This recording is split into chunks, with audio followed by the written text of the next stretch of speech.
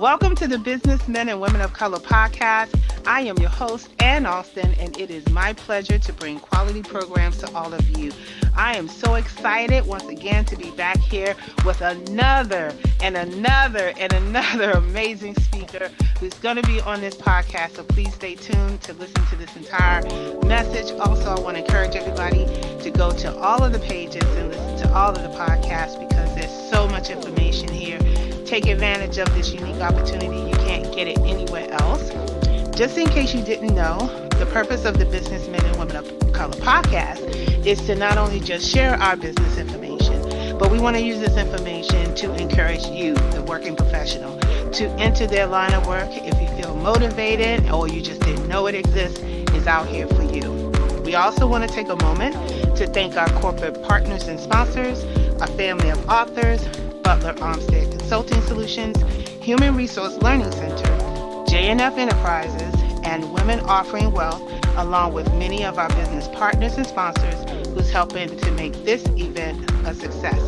So today we have another HR professional here that's going to give us another perspective on human resources management, employment relations, and all of those things that are tied in together. So with that, I want to introduce Charlene Collier to the podcast. She is a human resource professional and career strategist with over 10 years of experience in various areas of human resource management, including employee relations, recruiting, talent management, change management, and organizational development. She's a native of DC. Woohoo! DC, Washingtonia. Charlene received her bachelor's degree in communications with a concentration in public relations from the University of Maryland. Double whoop whoop, because I'm a University of Maryland, okay? And she also obtained her dual master's degree in HR management and business administration from the University of Maryland University College. Triple whoop. Okay, all right. Now, after she decided that she was not ready to pursue her career in entertainment as a PR exec, she landed a job as a benefits specialist for small businesses. And that's one of the topics that we're going to talk about here today. So, everybody, continue reading on to her bio, and let's welcome Charlene to the podcast. Welcome.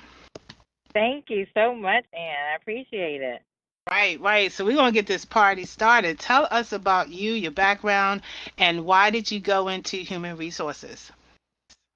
I am a native Washingtonian, born and raised in the D.C. area, and I went to University of Maryland to pursue my degree in entertainment PR. I wanted to work in an entertainment company. I wanted to do A&R for like a record company or any type of media company.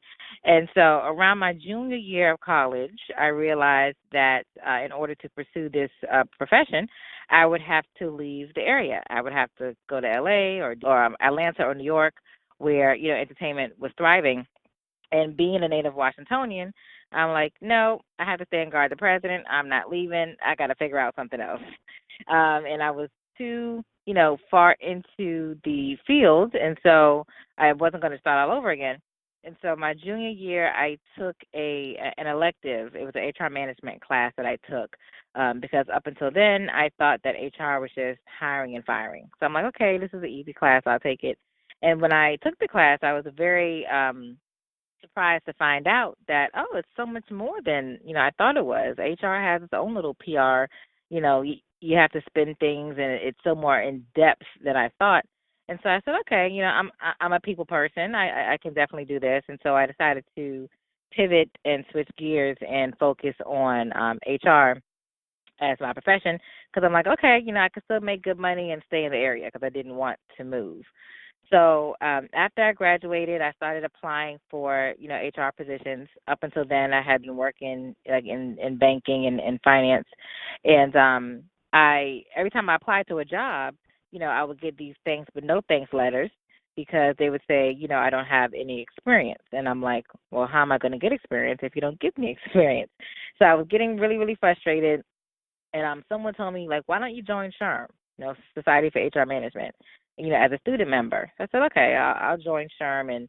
And once I did that, I was able to enter, their chat rooms where they have different bulletin boards and they have like a job seeking community. And so I was in there, connecting with other HR professionals and trying to get advice of, I'm so frustrated. How do I, get in? And they say, you just need one company to give you a chance. And so if you're really serious about making HR your profession, then you should, pursue your master's degree. And so I said, okay, I'll go ahead and do that. And so I enrolled in the master's the HR management master's program at University of Maryland University College, and I put that on my resume, and then I started, tweaking my resume, moving things around that I did in the finance world that would be transferable and maybe favorable to, people looking for like an entry level HR person.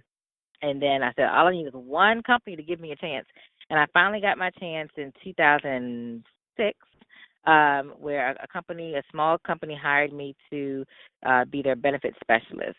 And that's how I got my foot in HR. And 11 years later, I'm still here.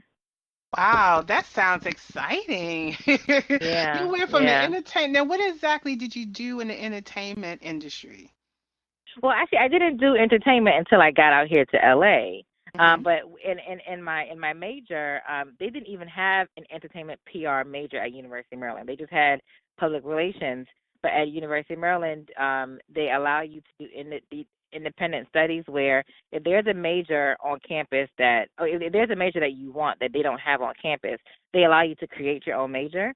But you have to go in front of you have to create your whole course curriculum. You have to go in front of a board and explain to them why out of 111 majors on campus you can't find one and you have to make your own. So I went through this whole process saying, I want to Wow. specify, I want to go and major specifically in entertainment and media and all this kind of stuff, and I picked up my own course curriculum and all that, and I actually got approved. They were like, okay. And it's funny, I went through all that and I didn't even pursue it. Wow. But you know And what? It's still good to know that you can actually do that at some place. oh, it was a huge ego boost. Like, oh my God, I did that. Because it's not. It sounds easy. Like, oh, well, I'll make my own major, but it's actually Hmm. harder. Hmm. Because you have to design what that major look like, what those classes look like, and all that, and go in front of a board and pitch yourself and all that. So, yeah, I was actually proud of my accomplishment that they found value in it. But then me just being afraid to leave my comfort zone of DC. That's all I know. I'm like, DC's the best place on earth. I'm not moving. I'm staying here. So that's how that happened. Wow, fantastic.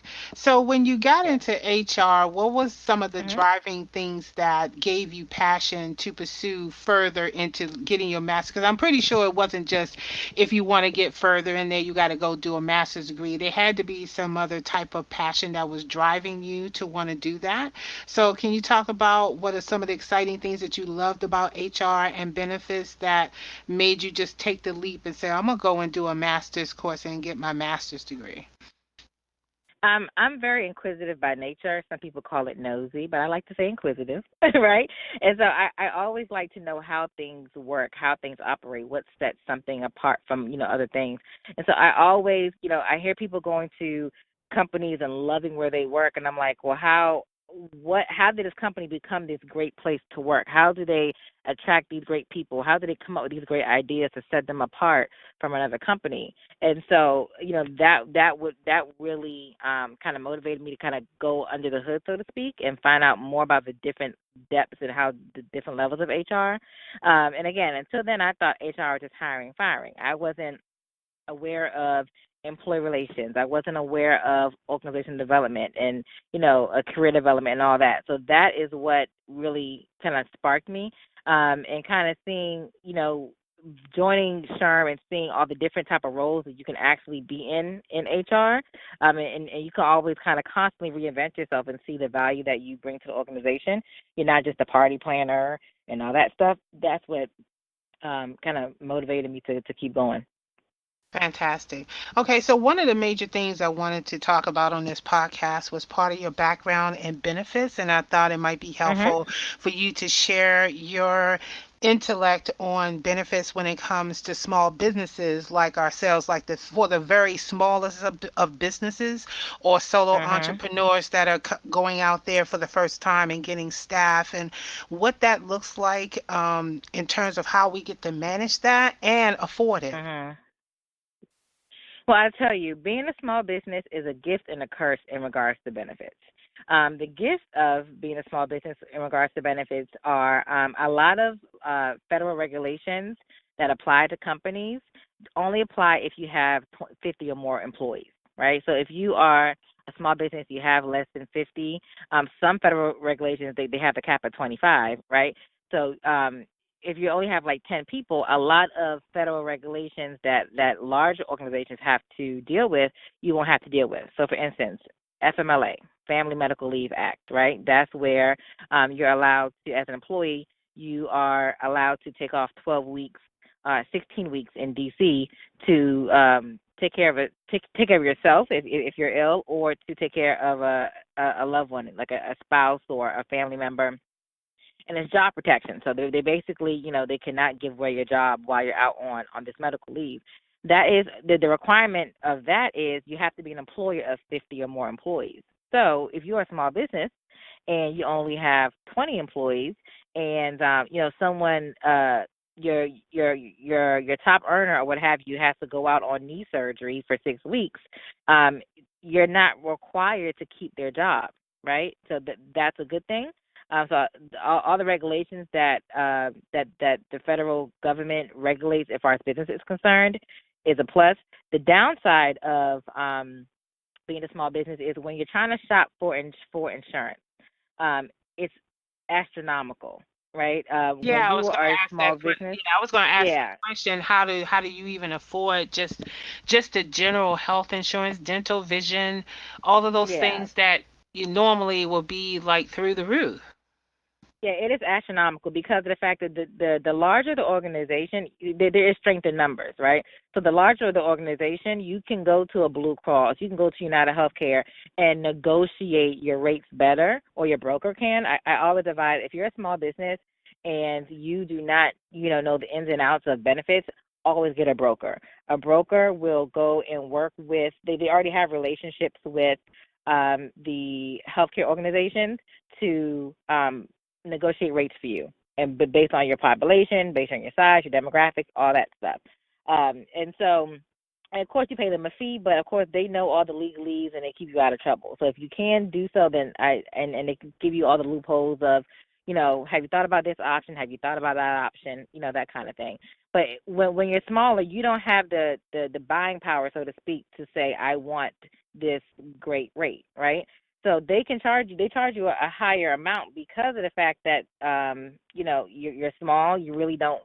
I hate to say it, like you don't quote like mean much to us, right? But you don't have that buying power, so we can charge you, a higher rate because we're not going to get as much money from you because you're a smaller population, right? Whereas in premiums, we're not going to get that much money from you because you're only 20 people, as opposed to if you're 1,000 bodies, we're going to get so much money, from that organization, we can cut them a break and charge them less. So I always say, so smaller organizations typically, when I say small, I mean really small. Like if you have like, 10 or 15 or 20 people. I've known some people who have gone with AFLAC. AFLAC has like a small business component where you can offer your employees like catastrophic insurance, like if they have to go on like critical illness, God forbid one of them got, diagnosed with cancer or some Right, type of right. terminal illness, it would allow them to still have a like a salary continuation while they're out getting treatments. They kind of have like an HSA program, the health savings account, where you can kind of put away money into an account to cover, deductibles and co-pays and all that kind of stuff. So I would definitely, Aflac is always a good one to start with. I would say if you're a small business, and like I said, try to get with a broker because a broker will give you the tricks of the trade. And it also varies on states. So, for instance, I'm in California. In California, if you are a small business, if you're under 100 employees, you actually have a better benefit because the way they calculate your rate is different. They calculate it based on like the number of bodies. They charge you like a certain percentage based on the number of people who are actually actively enrolled in the program. And if you're under 100, then you actually get a better rate than if you're like a larger company. They kind of cut you a break, kind of, so to speak. So Wow. it also varies per state. So you have to look at it based on where you're actually doing business to really decide what may be the best option for you.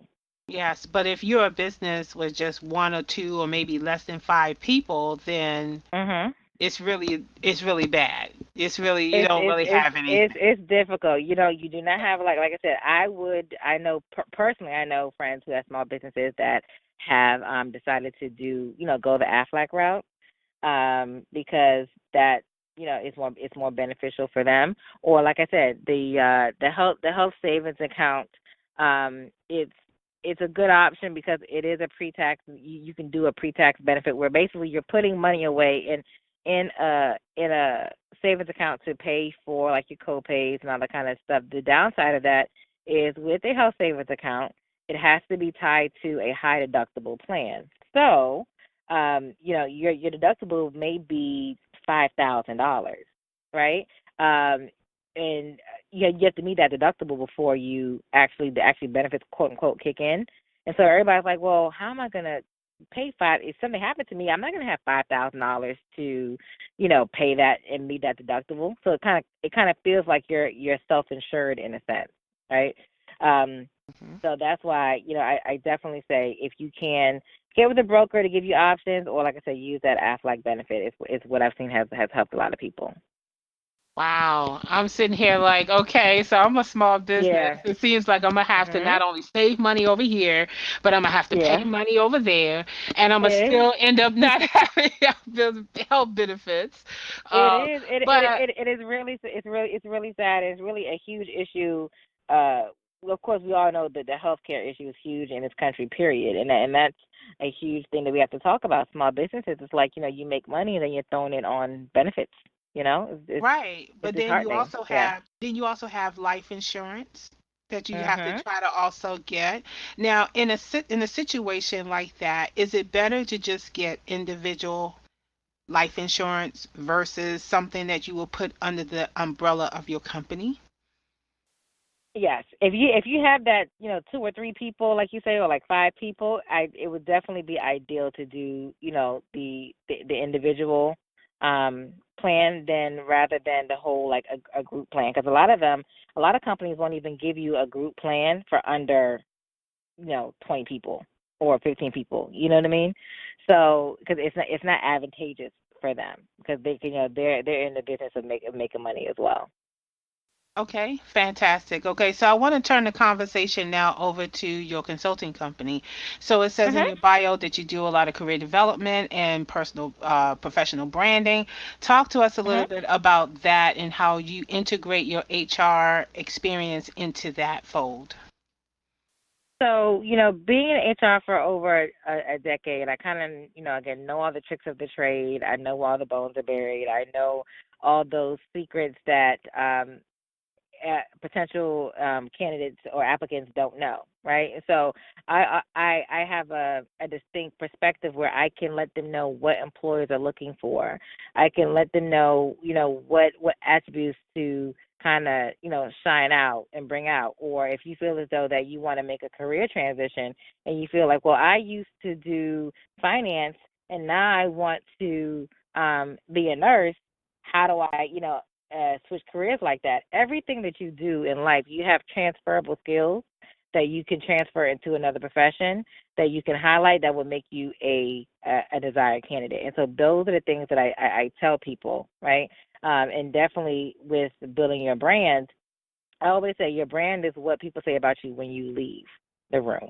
The brand is that first impression, right? And a lot of times you can teach people anything. A lot of times, employers hire on fit. Right now, everything is really big about workplace culture and having the right fit. And a lot of people have probably heard that they didn't get a job or they lost a job because they weren't the right fit. So I teach the people that I consult, you have to really look into the culture of the organization that you're going to apply to and see if that's even a good fit for you, right? Because if you and your employer are on two different wavelengths, it's not going to work, and so it won't be a fruitful relationship. Wow. I'm just amazed.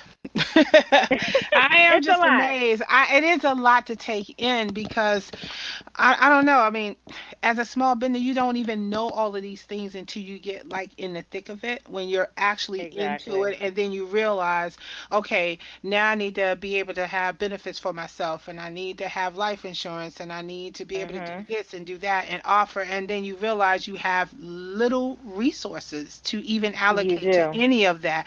So then the question becomes, okay, how do I get staff? Okay. Or even Mhm. if you're doing the career transition, which I love that you're doing that because that's what I do. A lot of times people are not realizing what their transferable skills are. And so with all of that accumulated together, okay, regardless, wherever you are in your professional status or wherever you are in your professional, wherever you want to try to do is what I'm saying, whether you're trying to seek a new job or do business, it's always that thing that you have to know in the back of your mind that you have to be prepared for something. You have to Yep. plan and say, okay, before I go into this realm to decide, instead of me being IT, I want to be a nurse. I need to know everything there is to know before I make a final decision.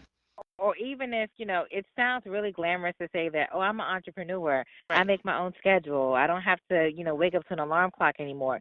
But Uh-huh. you have to really think about all the things that you are missing out on from leaving that 9 to 5. Yes, you have that location dependent freedom where you can, independence where you can go ahead and work from anywhere. But you do understand when you're an entrepreneur, you don't have PTO. If you don't work, you don't get paid for that day. You have to figure out how am I going to pay for benefits? How am I going to pay for life insurance? How am I going to put away for my retirement where I don't have a contribution from an employer?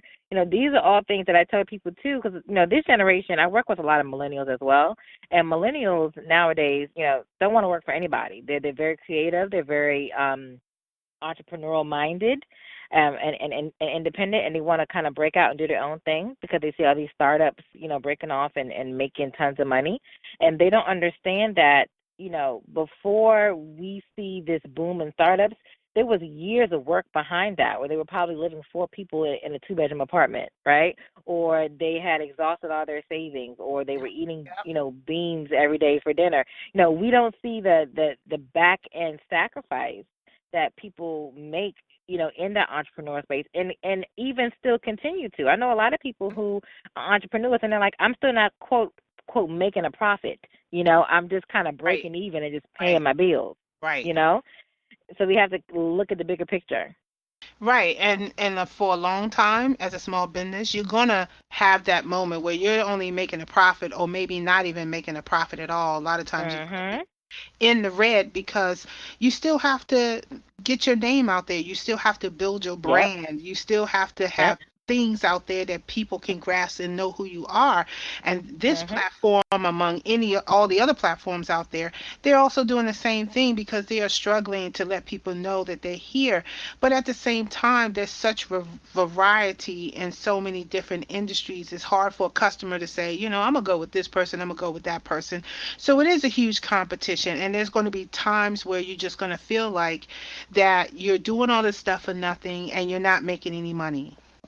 But Right. you got to look past it and go for the bigger picture and find out what you need to that's going to appeal to people to get Mhm. them to want to be your customer. And every small business owner goes through that. All of us go Everybody, through that. everybody does it. Absolutely. And you also have to Exactly. think about why you even doing it, right? You have to think about Right. whatever it is that you're going to do in your small business space. You have to be like, would I do this for free? Right? Right. And do I have enough passion in this to do this for free? Because you will do this for free for a little bit in the beginning. Either you're gonna do consulting for free for a little bit, or do speeches for free to get your brand out there, or you may do some pro bono work or whatever, just to kind of build your value, and Mhm. realize that free doesn't necessarily mean that again you're not bringing in money. Free, like I'm just barely breaking even. I'm not making a Right. profit right now, right? Right. And so Exactly. is this enough for me to deplete my savings and be, skating along because I'm passionate about doing this? Well, I say that if you're passionate enough to do it and you know that this is your dream, you should do everything you can to make that happen and realize and accept that this is one of the things you're going to go through until you get to where you need to be.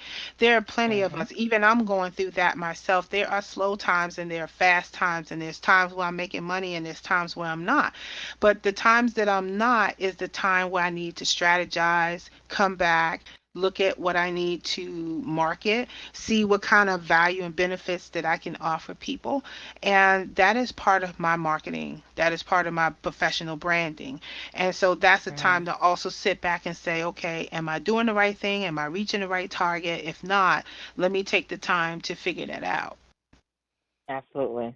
Yes. Absolutely. Yes. So what other initiatives are you currently working on as well? So right now I am currently kind of rebranding myself, right? Because I feel as an entrepreneur, you can't stay stagnant, right? You always have to, change. Only thing that's constant is change, as they say. And so I am launching CharleneCollier.com, which is my personal website that will showcase all the different things that I'm working on. If you want to book me to speak at an event, it will showcase. I'm coming out with an e-course for millennials and new grads. I have a soft spot for millennials because I'm like on that millennial cusp of Generation X and millennials, and so I know kind of what makes them tick and how to speak to them, and I know that they don't always learn what they need to learn in college to be prepared for the real world, like in, navigating workplace culture. So I'm coming up with the e-course that will help them transition from, I call it, transitioning from school life to work life. So like how to navigate workplace culture. What is workplace culture? What is it to, look for your own place? And what is it to actually have to create a budget because now you're living on your own? What's a PPO? What's an HMO? What's this 401k? What are these exemptions? There are grown people who have been working for years that still ask me every day, like, how do I fill out this tax form? You can graduate magna cum laude and still don't know just the basics of just work life Right, stuff. right. You know, and I think that's something that is definitely missing with our millennials and our new grads. So I'll have my products, my e-course there to sell, and also my blog, just giving random tips about career development, professional development. I have a Q&A section if people want to ask me questions on how to do things in regards to I had these great ideas. I don't know how to monetize it. How do I do it? I call it like detangling the Christmas lights in your head, and also I do one-on-one coaching as well.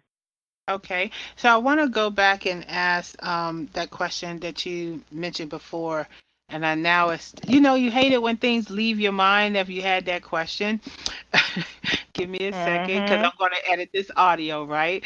It's So okay. it was something you said that I was going to ask you about. God, I hate that when it happens. I hate when I'm like in I'm usually like in mid sentence and I'm like I just lost it. I It know it happens to was. me all the time. This is the first time it's happened in this particular podcast. Okay, so let me. It was something quick that I was going. Oh, I know what it was. Okay, here it is. So Charlene, okay, one quick question that we can cover real quick is for small Mhm. businesses that want to participate in the 401k plan. How does Mhm. that really work? Can they just call up one of the different organizations like T. Rowe Price or Morgan Stanley and set up some type of thing if they only have one person or two or three people in their organization?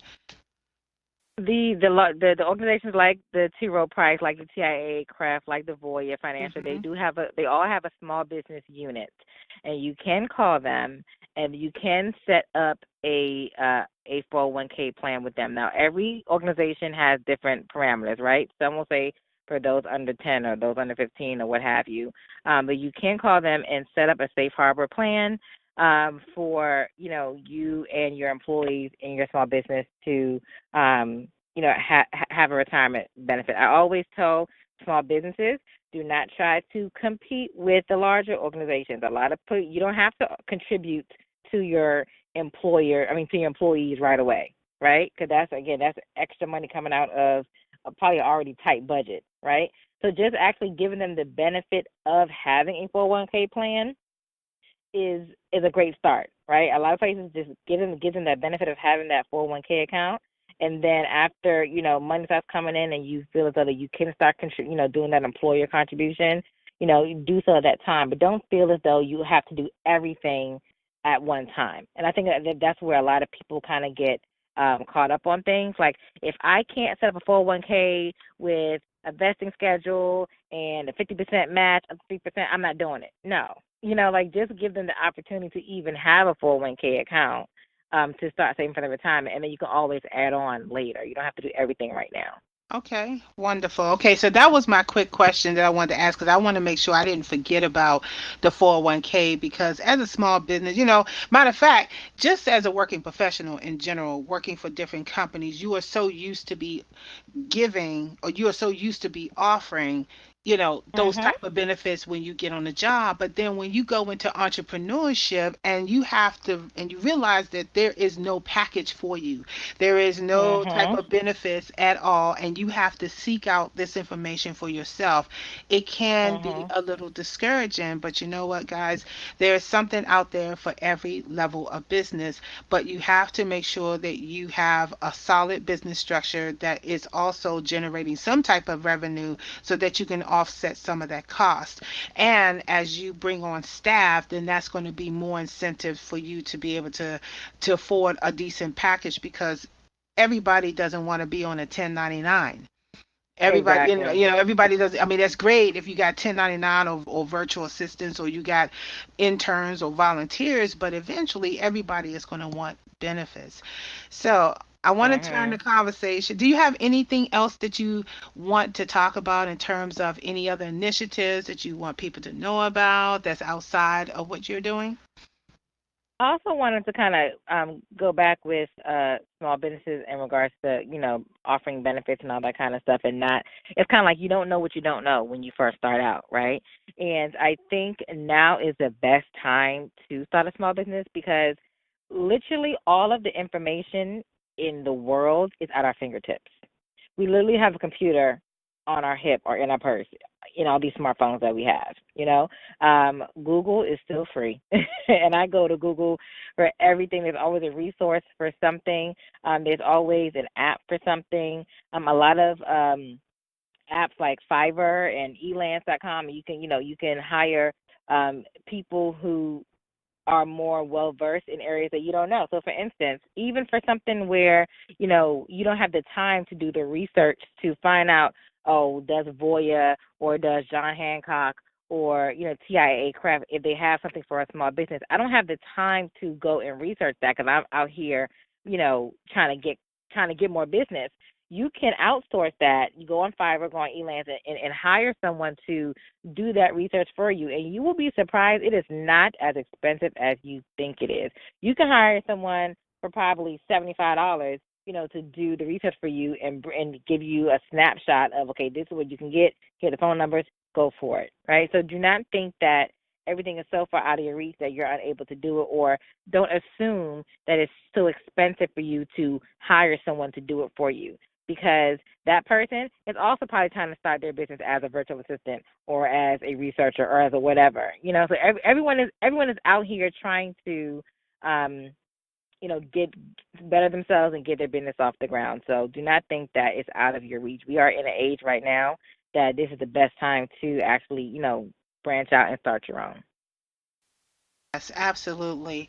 And so the last question for today is what do you need to thrive for your consulting company? For all the people who are participating and listening, who may want to reach out to you, what do you need? Mhm. Um, Networks. Networking I think is the best thing. This podcast right here is amazing. Because and I've actually networked with a lot of people through other business podcasts similar to this one. And when they put their information out there, I connect with them on LinkedIn and kind of talk about how we can collaborate with each other. I tell everyone there's enough money out there, there's enough resources out there for everyone, right? Because everyone, even though it seems like the industry is saturated with consultants and career strategists and career coaches and life coaches. Everyone has their own specific spin on how they do things, right? Ann could probably be the best resume writer, this side of the Mississippi, right? But Charlene may do something a little different that Ann doesn't do, and or vice versa, right? And then so even though we may do the same thing, you add something that I don't add, and vice versa. So don't think that if I collaborate with this person, then oh my God, they're taking my business. There's strength in numbers, right?